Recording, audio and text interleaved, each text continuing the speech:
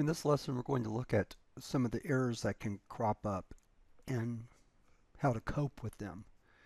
And we can't cover all the errors that you're going to encounter as you learn C++ because there's going to be many of them, but I just want you to see some of the early ones you can make. So let's start out. Let's rewrite our hello world statement.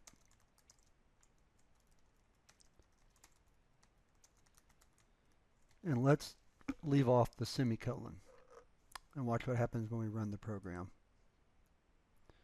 Okay, so you get a red block on line 7. Now, if you come down and look down at the bottom here, you can see error, expected semicolon before return. So you have a little bit of help saying that, oh, there needs to be a semicolon somewhere before return. So you go back up and look and you say, oh yeah, the semicolon goes right there. Boom. Put it in. Let's rerun. Program works fine. So let's do something else. Let's leave out the output operator. Let's try to build and run the program. Now, looking at the error message, not so helpful. Error, expected semicolon before string constant. Well, here you just have to know that if you're going to display a string to the console, you have to have the output operator there to do it. Now when we run the program again, it works fine. There we go. Let's take a look at another example. Let's leave off the opening quote to the string. Or better yet, you probably won't forget that as often. Let's leave off the ending quote. Run the program. Line 6 says error, missing terminating double quote character. So this time it is helpful.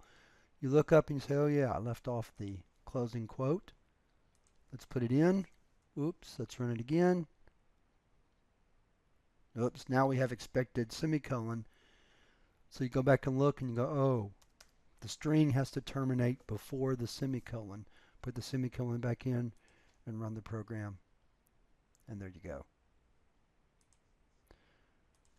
Let's do something else. Let's leave out the return 0.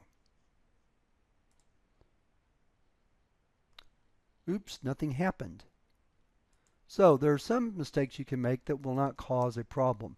You need to always leave the return 0 in. That's just good programming style. But understand that that it doesn't actually cause an error in the program.